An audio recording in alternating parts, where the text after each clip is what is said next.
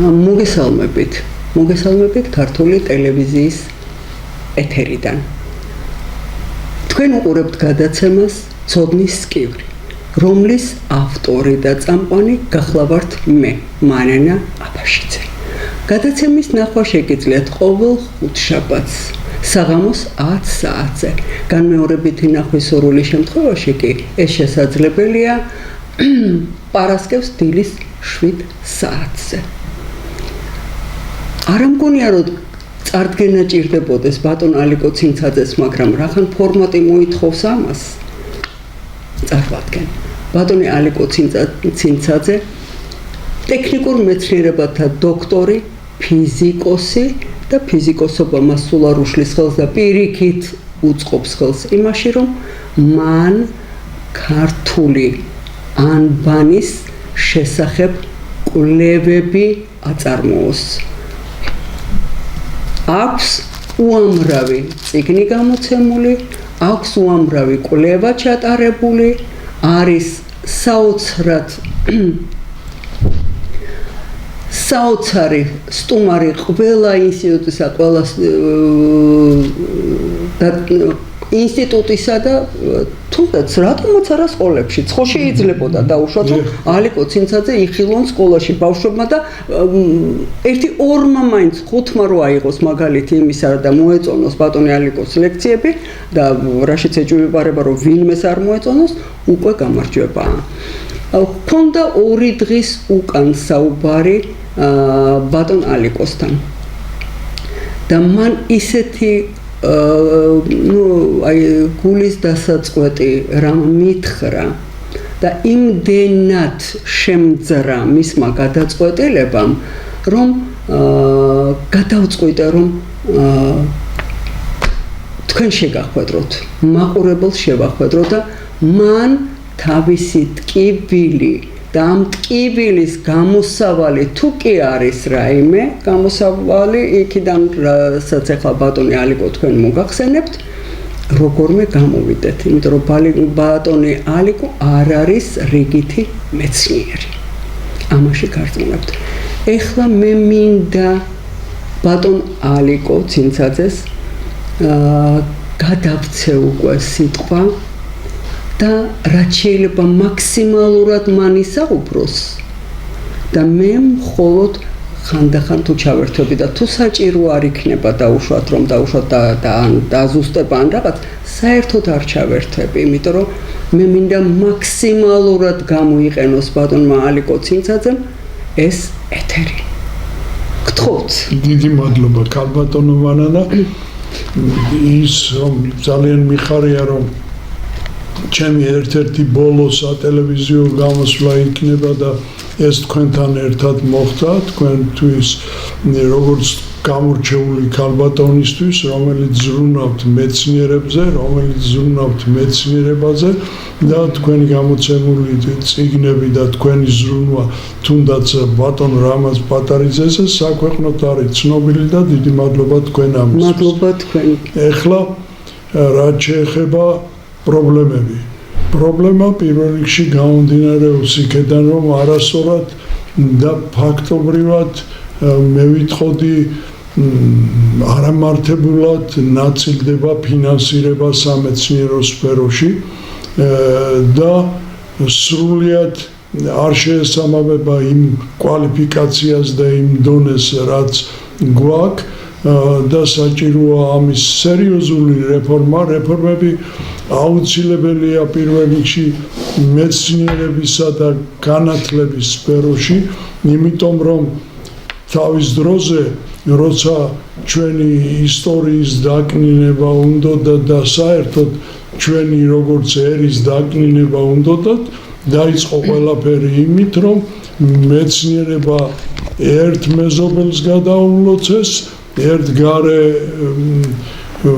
მაყურებელს თუ შეიძლება ასე ითქვას, გარე ქვეყანას გადაულოცეს და განათლება მეორეს.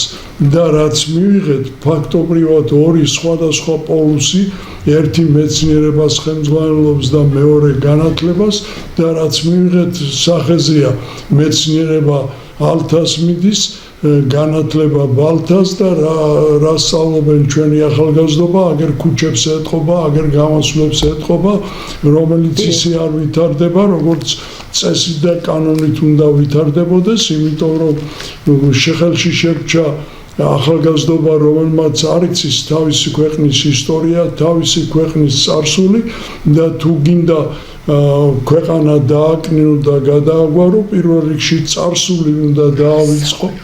მაგისტვის იბრძვიან და ბატონო ალიკო, რა ხან თქვენ მე ახლა მომმართეთ ხო? აი, უნდა ვთქვა აუცილებლად, რომ ძალიან მტკივნეული განაცხადი გააკეთეთ. აი, ძალიან მტკივნეული განაცხადით დაიწყეთ, რომ თქვენი ბოლო საჯარო გამოსვლა? დიახ, მე ვფიქრობ, რომ ამით მაინც შევარყიო ის ყველაფერი და ეს მაინც იყოს სასიგნალო ანთებული შუქურა იმისა, რომ მეცნიერებაში ყველაფერი წესრიგში არ არის, იდება ხელშეკრულებები მეცნიერულ ჯგუფებსა და რომელიღაც ტელევიზიებს შორის, რომ ისინი გამოასწორებენ ამას. ქალბატონო მანანა, დასამალი არ არის საქართველოს ისტორია, რომელიც სკოლაში ისწავლება და რომლის ტომეულები გამოდის, არის გაყალბებული და ამის შესახებ ბევრი ითქვა და ელემენტარული შედარება სიმონ ჯანაშია, ნიკო ბერძენიშვილი, ჯავახიშვილის სახელმძღვანელოსთან ამას ცხადად წარმოაჩენს. მე ამ ყველაფრის გამოსწორების გზას დაადგენ ვითომ გამოაცხადეს შეიქმნა ისტორიის გაყალბების შემსავლელი კომისია და ყველა გამყალბებელი, თუ კი საქართველოში გამყალბებელი იყო, შიგნით შევიდა. და რა თქმა უნდა, გარე მეცნიერები არ იქნა მოწვეული და ეხლა ჩემზე ლაპარაკი ზედმეტია, რა თქმა უნდა, არ ვიყავით გვათვალისწინებული. ასე რომ ეს ალიკო ცინცაძე არ იყო? არა, არანაირად. იმიტომ მაგას თავი დაანებეთ, სპეციალურად ეძებენ ადამიანებს, რომლებიც აწერენ ხელს და მიდის გამალებული პლაგიატი ჩვენი ნაშრომების. ამის სწორედ ამიტომ შეიქმნა იურისტთა ორგანიზაცია, რომელსაც ხემატრიის იბერიის ხემატრიული მემკვიდრეობა ქვია და ეს ორგანიზაცია მოწოდებულია იმაზე, რომ დაიცვას ელემენტარული პლაგიატიდან, წიგნი როგორც კი გამოვა, ეგრევე ხდება დანაწილება, დატაცება მასალის დაწესებას რაჯობია, თუ კი გვარს და სახელს და მიუთითებ, მაგრამ სწორედ ეს არ ხდება. სწორედ ამის უგველყოფა ხდება. პირიქით მე ვიტყოდი, ერთ სამაგალითოდ ერთ შემთხვევას მოვიყვანე. იოანე ზოსიმეს 4 ხელნაწერია შემორჩენილი. ქებაი და დიდება ეს. აქედან 3 მისი დაწერილია, ეს ექსპერტების აზრია და არა მხოლოდ ჩემი აზრი, მაგრამ ჩემმა გაშიფრამ გამოაჩინა, რომ იმ 3-ში შიფრი არის გამოყენებული, ესე იგი ის 3 ნამდვილად ავტორის სეულია, ხოლო მე-4 გადამწერია და მე-4-მ არ იცის შიფრი და არც დაშიფრულია და არაფერი. მე-4 ჩავთვალოთ, რომ შემდეგ შექმნილია და ამაზე ვთანხმდებოდით არა მე და ბატონი რამაზ პატარიძე და თამაშ ხენკელი, არამედ საერთოდ სამეცნიერო აზრი ამაზე ერთხმად თანხმდებოდა, რომ ის მე-4 გადამწერია. 3-ში, ანუ ის რაც იოანე ზოსიმემ დაწერა, წერია, რომ დასასაულად ესე აქვს, ქართულსო სასაულის ნიშანი აქვსო, 94 წელი, 94 წელი და ყველგან 94 წერია, სადაც იოანე ზოსიმე წერს, ხოლო ერთადერთი გადამწერი წერს 104-ს.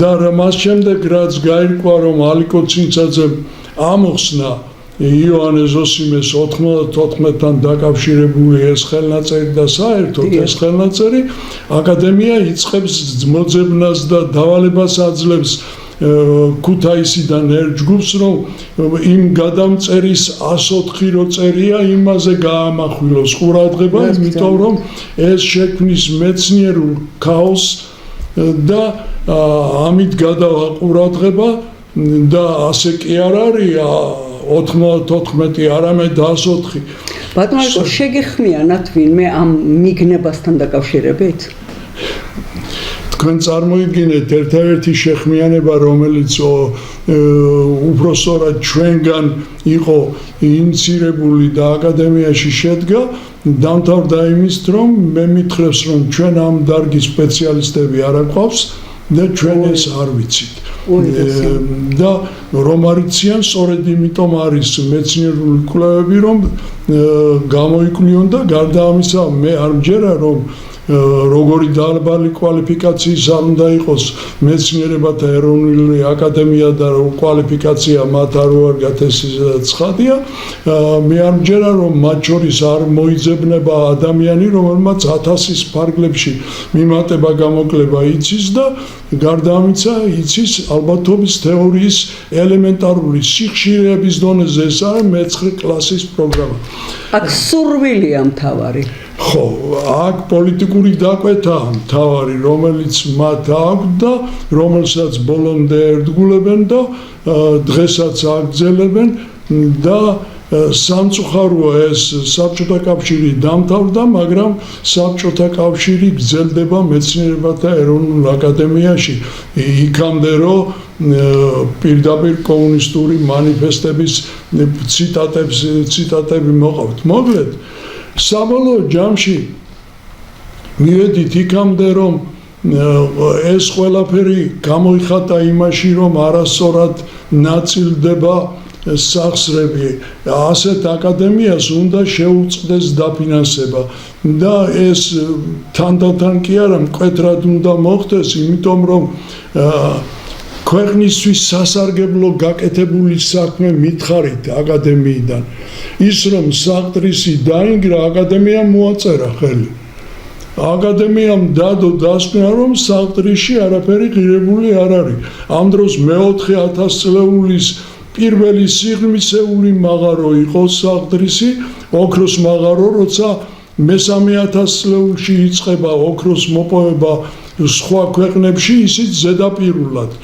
როცა ზედაპირზე და სიღრმეში რომ ვინმეს მოეძებნა ასეთი არ არსებობს მე-3000 წლეულში ანუ ჩვენ პირველები ვიყავით რომელმაც მოძებნა მიწაში მოძებნა ოქრო და ამის შესახებ საზღვარგარეთული ევროპელი მეცნიერების დასკვნებით არსებობდა გარდა იმისა რომ ქართველი ღამბაშიძე ამ საკითხებს იკვლევდა და ამ დროს აკადემიამ არც ღამბაშიძის აზრი გაითვალისწინა არც გერმანელი მეცნიერების აზრი გაითვალისწინა და დაწერეს რომ გერმანელებს არ უარგათ გაზომვის სიზუსტე მოდი შვიხთი ყველაფერი შეიძლება დააბრალო გერმანელ ხალხს მაგრამ ის რომ გამზომი ხელსაწყოები არ აქვს ამას ვერ დააბრალებთ იმიტომ რომ ზუსტი ხელსაწყოების გამოყენებაში ისინი და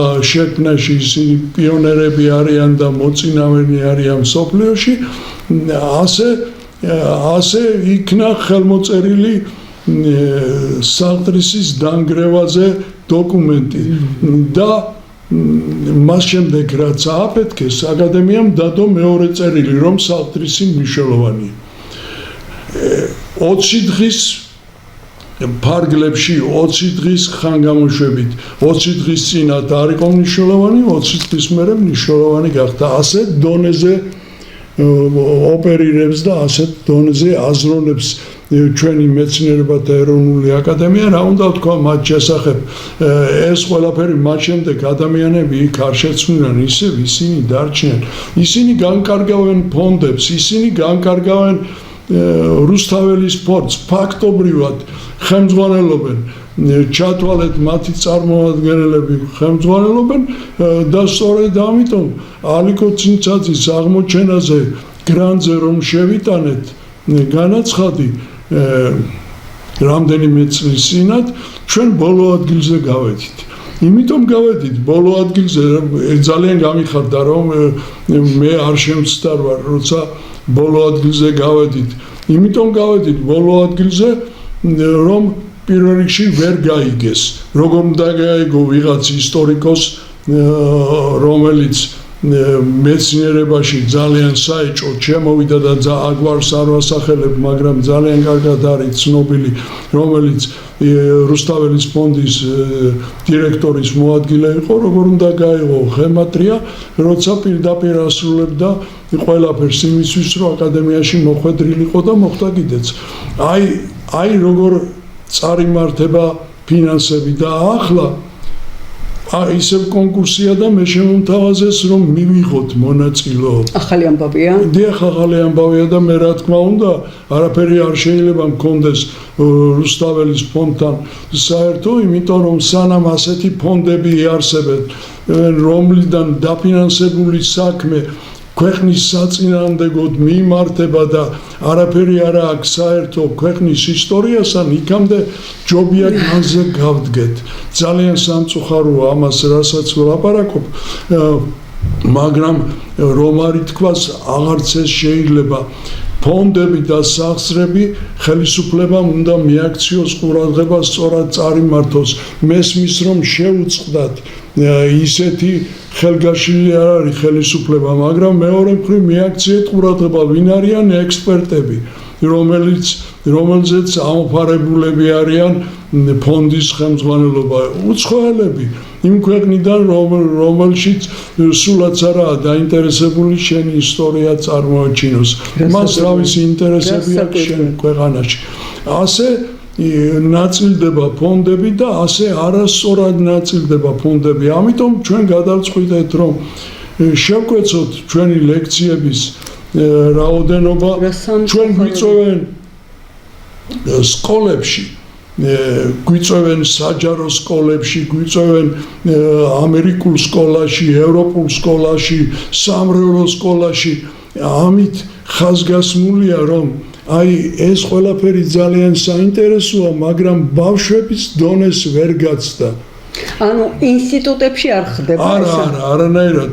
თქვენ წარმოიდგინეთ რომ არანაირად არც ერთი მიწვევა ინსტიტუტში არ ამან კი მქონდა თქვათ რუსთავის მერიამ დამაჯილდოვა, ეროვნულმა ბანკმა დამაჯილდოვა და რაღაც ასეთი არის, მაგრამ ეს კერძო ხელმძღვანელების და წარმოადგენლების ინიციატივაა, რომლებიც უბრალოდ გვერდს ვერ უვლიან ყველაფერ ამად და რომლებმაც ელემენტარულად ის საფუძვლები იციან, რომელშიც ამაზე გაგება შეიძლება, ამ საკითხის ჩაღმავება შეიძლება. მოკლედ, ჩვენ ვფიქრობთ, რომ ასეთ სიტუაციაში აზრი არ აქვს ჩვენს მცდელობას, ყველაფერს ჯობია დავსვათ წერტილი და ეს მაინც იყოს ამ ქვეყნისთვის სიგნალი, განგაშის ნიშანი, რომ ასეთი მეცნიერი შეიძლება არც განსაკუთრებული, მაგრამ როცა დაშიფვრის ეს სისტემა გამოყენებული აქვს ლეონტი მროველს, იოანე ზოსიმეს, ამირანზე თქმულება, შოთა რუსთაველის ვეფხისტყაოსანს და ამაზე არ ვიცი და ვერ გავიგებ და არ მესმის, შექმენით თქვენი კომისიები, ყველა გამყალბებელი შიგნით შეიყვანეთ და მობრძანდით და აგეხსნით 1000-ის ფარგლებში როგორ ხდება ყველაფერ ამის დამტკიცება. ელემენტარულია ძალიან, ვისაც გაგება უნდა გაიგებს. ბატონო ალიკო, მე ეხლა თქვენ რაც გისმენთ, ხო არ მინდა შეგაჩეროთ, იმიტომ რომ ძალიან დიდი ტკივილი დავინახეთ თქვენ მაშინ. მე თქვენ პირველი წელი არ არის რომ გიცნობთ. ეს ხომ ფაქტია. კარგახანია მეგობრობთ და ისე, მაგრამ მე ასეთი ალიკო ცინცაძე არ მინახავს და იცით როგორ მტკივა. ძალიან მტკივა. იყავით აბსოლუტური ოპტიმისტი ყოველთვის. და ეხლა მხოლოდ პესიმიზმი გაქვთ დარჩენილი. მე პირველ რიგში დიდი მადლობა თქვენმა გამოცემულმა წიგნმა, რომელშიც ინტერვიუების ფორმით იყო. გამოაჩინა მართლა დიდებული ადამიანები 50 რჩეული ადამიანის 55 გახსოვთ ციფრი ერთად შევარჩიეთ ბედნიერ 55 ბოდიშვიხტი და მათ შორის არიყვენ მანდამაინც ბევრი აკადემიკოსები და ეს მე მივხვდი რომ თქვენი გემოვნებიდან გამომდინარე ხდებოდა და სწორედ ასე უნდა ყოფილიყო იმიტომ რომ მეცნიერებათა ეროვნული აკადემია რომელიც სამწუხაროდ არ უნდა იყოს დღეს გადაკეთდა კლანად რომელიც რაღაც თავის შეხედულებებით იღებს ამ კლანის შემადგენლობაში ადამიანებს და ანაწილებს ფინანსებს და გამოცემას და მათ აქვთ ყველაზე სამწუხარო ის არის რომ მათ აქვთ სტამბები მათ შეუძლიათ ტირაჟირება მათ აქვთ სახელმწიფო მხარდაჭერა რომ ჭირდება სახელმწიფოს აკადემიას ეკითხებიან და ვის ეკითხებიან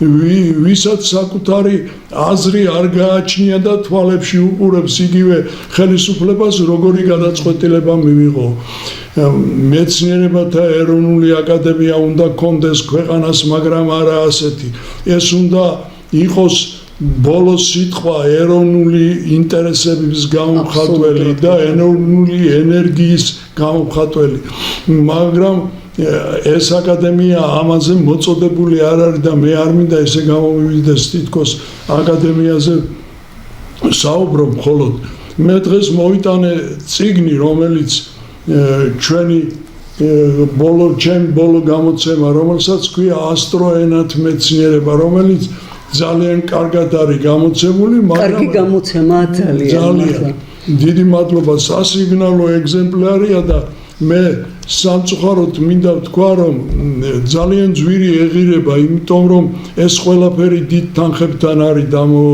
დაკავშირებული რა თქმა უნდა ის რომ ჩვენ გქონდეს გამოცემის ისეთ საშუალებები რაც აკადემიას აქვს ესე არ არის ამიტომ მინდა მოვუწოდე ხელისუფლებას თუ შეიძლება ალიკო ცინცაძის რაღაც არ გჯეროდეს და ეს ყველაფერი განსაჯოს ხალხმა მაგრამ მოგვეცით თავისუფალი კონკურენციის საშუალება ფინანსური რესურსების მოპოვებაში გამოაცხადეთ ხელისუფლებამ გამოაცხადოს და შექმნას ისეთივე კომისია როგორც საპარლამენტო კომისია რომელიც შეისწავლის ფინანსების განაწილებას და გარდა ამისა გამოიყოფა რაღაც სერიოზულ მიმართულებაზე გრანტები რომელიც დაფინანსდება იმის მიხედვით როგორ გადაწყვეტილებას მიიღებთ ის რომ ვიღაცა სადღაც აირჩიეს და ამიტომ კარგ სუხე ხელფას ღებულობს ეს უნდა დამთავრდეს და ეს რომ აკეთებდეს ქვეყნისთვის სასარგებლო საქმეს კი ბატონო ამას რა ჯობია მაგრამ მათი ამოცანა არის არ შეიმჩნიონ რამაზ პატარიძე მათი ამოცანა არის არ შეიმჩნიონ ალიკო ცინცაძეს თავი დავანებოთ არ შეიმჩნიონ პავლე ინგოროყვა ცირა ინსკირველი თამაშ ხენკელი და თითქოს ისინი არ არსებობენ ამ დროს მე რამდენიმე წლის წინათ დავესწარი ერთ ჩემთვის ძალიან მტკივნეულ სხდომას რომელიც ჩვენი საპატრიარქოს კედლებში მიმდინარეობდა იქ სასწავლებელია სასულიერო აკადემია და თემა იდგა კითხვა იდგა ასეთი არის თუ არა პავლე ინგოროყვა მეცნიერი რას ამბობთ ის არ იყო პავლე ინგოროყვას რომ დიპლომი არ მისცეს ის არ იყო რომ არ აღიარეს ის არ იყო რომ არაფერი წოდება არ მისცეს და ისე გარდაიცვალა მართლა ქვეყნისთვის შეწირული კაცი და ეხლა დავით გალეგაშვილი ჩვენ კარგად როგორ გამოჩნდა რომ რამდენად ღირებულია როგორი სერიოზული თეორია შექმნა და როგორ უნდა ამას ყველაფერს საქმეს აკეთებს მაგრამ ალიკო სანამ გავაგრძელებთ საუბარს მე მინდა ეს წიგნია ეს არ ვიცი რამდენად გამოჩნდება იმიტომ რომ არა მაინც ისა ტექნიკა ისეთი აქ რომ ეს მაგრამ დიდი წიგნია და გამოჩნდება ეხლა მე მინდა რახან ეს ახსენეთ უკვე მაყურებელმა იცოდეს ნახეთ აი ძალიან მომწონს ეს ფოტო. როდის გამოვა ეს წიგნი და ეს როდის შეიძლება? დიდი მადლობა. ბოდიში. დიდი მადლობა. რომ ვუთხრათ, როდის შეძლებენ სურველები ყიდვას? ქალბატონო მანანა, დიდი მადლობა. პირველ ყოვლისა მინდა ვთქვა, რომ უკვე გამოვიდა და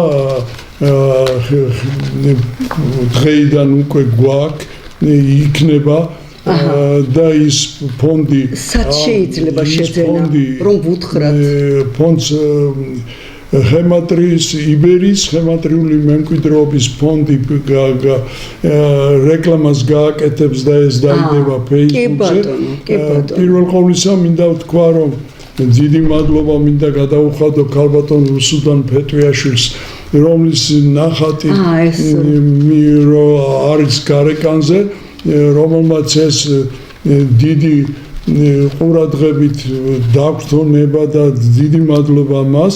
მეორეც მინდა თქვა, ხო, აქ გამოსახულია მედია ფასკუნჯით დაშიფრული სიტყვა და მედიას დაშიფრული სიტყვა საერთოდ ღვთის განგებულებით რუსუდან ფეტვიაშვილი ხატავს იმას, რაც ძალიან ახლობელია და თუ ქურუმები, იბერიელი ქურუმებს სწორად გავიგებთ, სწორედ ასე იწყებოდა ეს ყველაფერი. აქ წარწერაა და მე თქვენის ნებართვით წავიკითხავ. ძველ ქართულ ენაზე დაწერილი სიტყვის ან ტექსტის გზავნილში მთავარი ის კი არ არის, რასაც იგი გახსნილად გვეუბნება. მთავარი ისაა, რასაც საგულდაგულობს ფარავს. ძველებს ასე ჭრელად საუბარი ჩვენს თავსატეხად და გამოსასწრებლად კი არ წამოუწყიათ, უფრო მეტად დაფარულად რომ ეთქვათ, ეჭოვდნენ რომ გავიგებდით.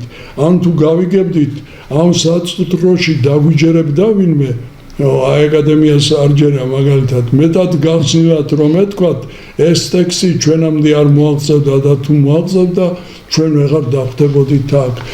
სწორედ ეს ის არის, რომლის გამოც დევნიდან, რომლის გამოც სუხან-საბა ორბელიანის ხელნაწერებში ქართული ანბანური სისტემა ამოხიეს მე-20 საუკუნეში, რომლის გამოც ერთმა ცნობილმა ენათმეცნიერმა გარედან დავალებით აურია ანბანური რიგი, რამაც პატარიძის აღმოჩენა გაუფასურებულიყო და რომლის თუ ეს დაშიფრა სწორია და ეს დაშიფრა სწორია, ელემენტარულია ამაში დარწმუნება, ვინც ალბათობის თეორია იცის, მაშინ ნიშნავს, რომ ქართული ანბანური სისტემა გაცილებით ადრეა შექმნილი და ვიდრე ჩვენ ვარაუდობთ, რა თქმა უნდა, და ის რომ გამოჩნდა ქართული ანბანური სისტემით წარწერები, ეს არაფერს არ ნიშნავს.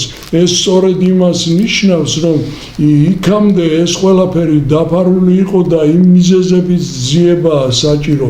თუ ეს დაშიფრული სწორია, მაშინ დაშიფრულია სიტყვა ღმერთი, ერთი, მედეა, აგუნა, არმაზი, ფარნავაზი და ამ შემდეგ. ესე იგი გამოდის, რომ მე-5 საუკუნეში მოგვიგონებია ფარნავაზი და დაგვირქმევია მისთვის სახელი, რომელიც უკვე 1000 წლის მტარი იყო. ესე იგი გამოდის, რომ მე-5 საუკუნემდე, ახალი წელთაღრიცხვის მე-5 საუკუნემდე აღწოდნია ღმერთი, აღწოდნია ერთი და თუ ერთი არ ვიცით, ორი არ გვეძლოთ, თუ აღწოდნია. და უფრო მეტიც წარმართული კერპები მე-5 საუკუნის მერე შეგვიქმნია. ამაზე დიდი აბსურდი, რომელშიც ამოყო აკადემიამ თავი, მე ძნელად წარმოვიდგენია და სულაც არ მინდა ჩვენი შეხვედრა ისე გაიგოს. ქალბატონო მანონა, თითქოს ჩვენ აკადემიის წინააღმდეგი ვართ, აკადემია უნდა კონდეს ქვეყანას. აუცილებელი. აკადემია სამეცნიერო ბოლო სიტყვას უნდა ამბობდეს, მაგრამ იქ უნდა თავშეყრილი იყოს ნამდვილი მეცნიერები და არა ის, რაც ხდება. იმიტომ რომ იმ კლანმა, რომელიც საბჭოთა კავშირის დროს არსებობდა, თავისი არსებობა და თავი შეინარჩუნა და შეინარჩუნა სწორედ ასეთ ლოკალურ ჯგუფებად. ამიტომ აკადემიაში არჩევნები ასე გასაიდუმლოებული და ასეა ყველაფერი. მოკლედ, ჩემო ძვირფასო მაყურებელო, ამიტომ ალიკო ცინცაძის გამოსვლას და შეწყვეტას ამ ლექციებისა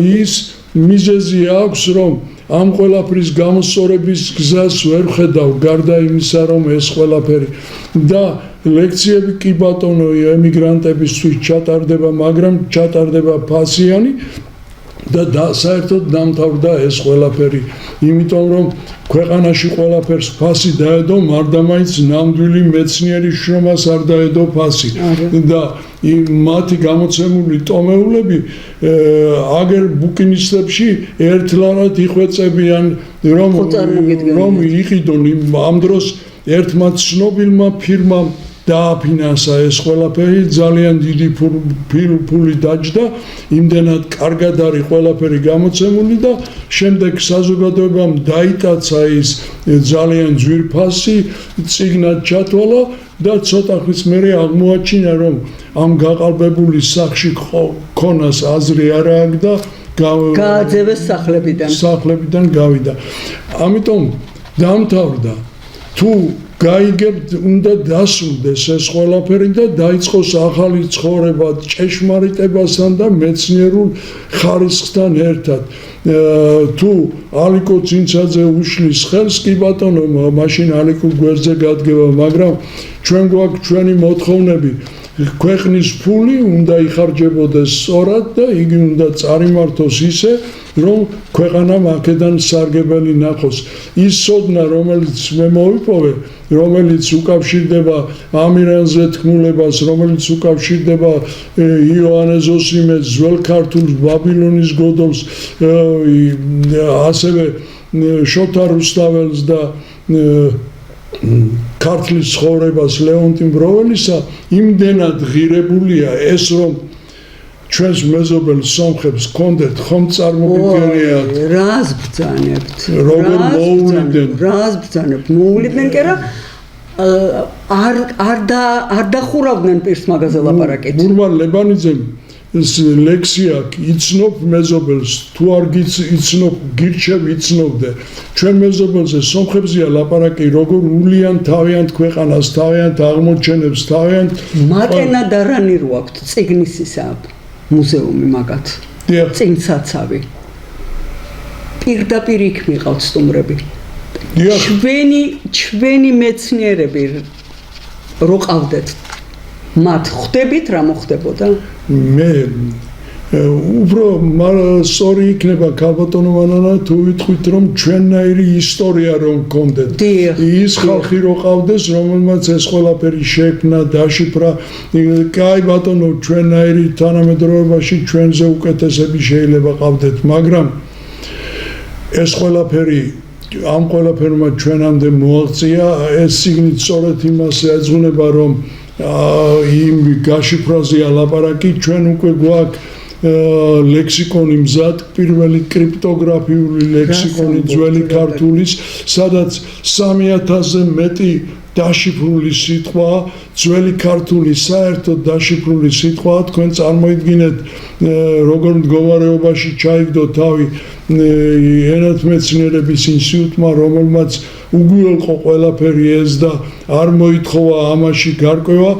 კარგი, უფრო მეც გეტყვით, ასტროენათმეცნიერება ქვია ამ წიგნს, ასტროარქეოლოგიის კათედრა არსებობს ილიაუნის უნივერსიტეტში. ერთხელ არ დაუძახიათ და არ უკითხიათ.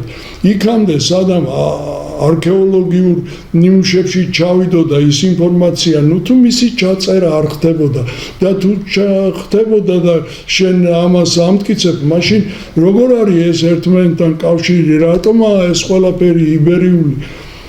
თუ ასეთი ცოდნა არ გაინტერესებს, მე არ მიკვირს, რომ ილიაუნის უნივერსიტეტს, რომელიც პირდაპირ ლიბერალური დაკვეთების შემსრულებელია, არ მოსწონს მანდამაინც ეს, მაგრამ არ მოსწონს კონსერვატული, ვითომ კონსერვატული შეხედულებების მქონე მეცნიერებათა ეროვნულ აკადემიას მე გაოცებული ვარ.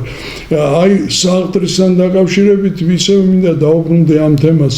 ნიკოლაი რერიხი, ცნობილი პოლონელი და რუსი მხატვარი წერდა, ეძებეთ ორი ხალხი და თქვენ იპოვით ატლანტიდის საფუძვლებს. მოკლედ, ორი ხალხი მოძებნოთ, ორი ხალხი არის ბუნებრივი ოქროსა და სპილენძის ნადნობი, შენაერთი, რომელიც მრავლად მოიპოვებოდა საყდრიში. იმის მაგივრად, რომ აკადემიას ეთქვა, რომ ჩვენ ვიპოვეთ ორი ხალხი, ჩვენ ვიპოვეთ ორი ხალი, რომელიც აგერ არის საყდრიში და ესე იგი აქ რაღაც ატლანტიდასთან გვაქვს საქმე. იმის მაგივრად ეს ყველაფერი ეთქვათ, ამ საფუძვლებზე ეთქვათ და გაეჩერებინათ, ისე მოიქცნენ როგორც თქვი. ასე რომ, ქალბატონო მანანა, არი ფიქრობთ, რომ რაღაც ცოდნას მალავთ, აი აგერ დევს წიგნი, რომელიც გამოვა და 500 ეგზემპლარი იქამდე გაიყიდა სანამ გამოვიდოდა.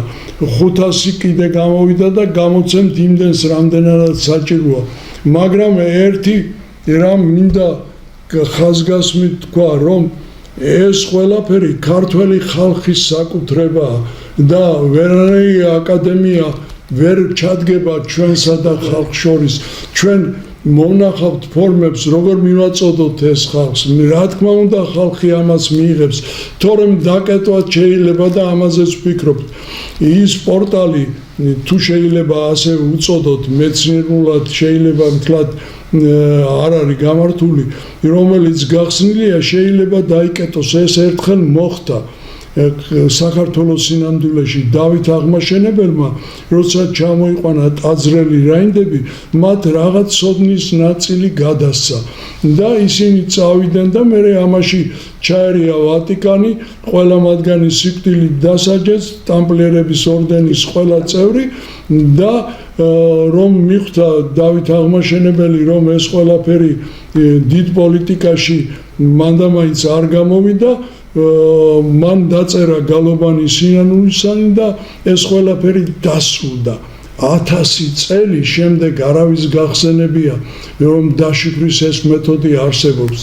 ვფიქრობ, ამ ასეთი გზაც არსებობს, მაგრამ პირველ რიგში მინდა ვთქვა, რომ მე რა თქმა უნდა არა ვარ დავით აღმაშენებელი და იმ დონეზე ვერ დავწერ გალობანი სინანულისანი, მაგრამ იმაზე მეტი ცოდნა გაგვაჩნია უკვე და ინფორმირებულობა. გამყარებულია ეს ყველაფერი ალბათობის თეორიის ცოდნით და ალბათურად გამყარებულია, სანამ ცოცხლები ვართ, იქნებ შევარგოთ ეს ჩვენ ქვეყანას და იქნებ მოვახმაროთ ეს ჩვენ ქვეყანას. არავითარი გამოხმაურება არ არის ის, რომ მოდი და ჩვენ კიდევ ყავს ბევრი მეცნიერები. დამთავრდა ბატონებო ეს სპექტაკლი, არაფერი ბევრი მეცნიერები არ აყავთ, მეცნიერები საქართველოს ისტორიის გამყალბებელები, შეკრებილები ხართ მეცნიერებათა ეროვნულ აკადემიაში, ხოლო ნამდვილი მეცნიერები გარეთ არიან, ასე რომ ფართოდ გაახილეთ თვალები და შეხედეთ მომავალს, იმიტომ რომ ასე ცხოვრების გაგრძელება აღარ შეიძლება. ეხლა მე მინდა ხმამაღლა ვიკითხო. გვაქვს ჩვენ იმის ფუფუნება, რომ ალიკო ცინცაძის დონის მეცნიერი აი ესე ტკიბილით გავუშვათ, მე ძალიან მტკიბა ეხლა, რომ მე გავხდი უნებურად იმის მოწმე და იმის შემსწრე, რომ ალიკო ცინცაძე მეუბნება ეს ბოლო გადაცემაო. თქვენ ვერ წარმოიდგენთ ეს ჩემთვის რამოდენად ტკიბილია, იმიტომ რომ ალიკო ცინცაძეს მე პირველი წელი არ არის რომ ვიცნობ და ვიცი როგორი შემართული იყო და როგორი ოპტიმიზმით სავსე. დღეს მე სხვა ალიკო ცინცაძეს ვხედავ და ძალიან მტკივა. აი ძალიან მტკივა. მოვეფეროთ, გავუფრთხილდეთ, ვინც ყავს ერის მოამაგეები და საუნჯეები. მე მახსენდება პავლე ინგოროყვა თუ ვინმეს შეხვდებოდა ისეც რომელსაც ნამდვილად იცოდა რომ ქართული ყველანაირი ტკიოდა, ყველას ეკითხებოდა როგორ არის საქართველო.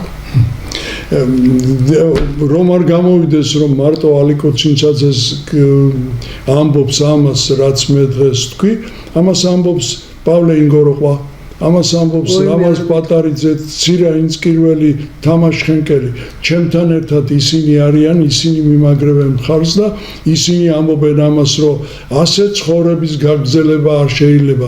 შეეშვით ყვითელ მეცნიერებას, რომელიც გვერდში დაგიყენებია. შეიძლება მეცნიერებასთან ყვითელი ახსენო? ხო, ეხლა წარმოიდგინეთ, ვისთან აქვს საქმე, ვიღაც ეზოთერიკებს უსმენენ, ზიან და უსმენენ და მერე ცდილობენ მე ჩამრთონ ამაში და მერე გამოდიან და ამბობენ ჩვენ კიდევ ყავს მეცნიერები. მეცნიერება ნამდვილი რასაც ქვია, თქვენს გვერდით არ დგას და არც არასდროს დადგება.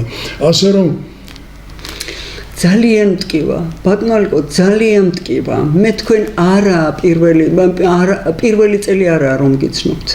და ეს დღეს მე სრულიად განსხვავებული ალიკო ცინცაძე ვნახე და მტკივა და ეხლა ვფიქრობ რომ ესე იგი ამ ტელევიზიისთვის თქვენ გესმით რა მასალაა ეს რომ ესე იგი თქვენ ეს განცხადება გააკეთეთ. უღრმესი მადლობა ჩვენი დრო ამოიწურა რის გამოც ძალიან მწუხვარ. ძალიან მწუხვარ. ამოიწურა ჩვენი დრო და არ მინდა აი ესე რომ დავასრულო, მაგრამ ნუ წამართვით აბსოლუტურად რაღაც იმის ხალისი არ ველოდებოდი. კი ვიცოდი, მე რატომ გითხარით თქვენ რომ მოდით ჩემთან იმას ავქნათ მეთქი, მაგრამ ასეთ ტკივილიანს არ ველოდებოდი, ასეთ ალიკო ცინცაძეს არ ველოდებოდი. ალიკო ცინცაძეს უნდა მოვეფეროთ. უნდა მოვეფეროთ ყველა იმ მეცნიერს რომ რამაზ პატარიძეს იმ ჭერში ხო იყავით იქა ხო?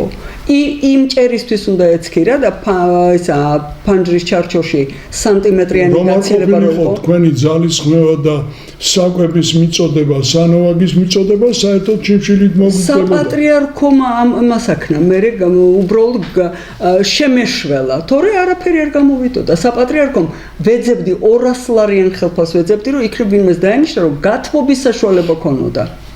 ეს არავინ არ გააკეთა და დღეს მოკლედ ეფრემ ასური წერს ქართულთან მიმართებაში. იგი ძლებს ყველა ენასა. დიახ, იგი ძლებს ყველა ენასა. და დარწმუნებული იყავით ამაში, რომ ჩემი გასვლა ნიშნავს იმას, რომ დაბრუნება უფრო ძლიერი და გამარჯვებული იქნება. ეგ უკვე მომეწონა. ასე რომ გემშვიდობებით ხუთშაბათს საღამოს 10 საათამდე.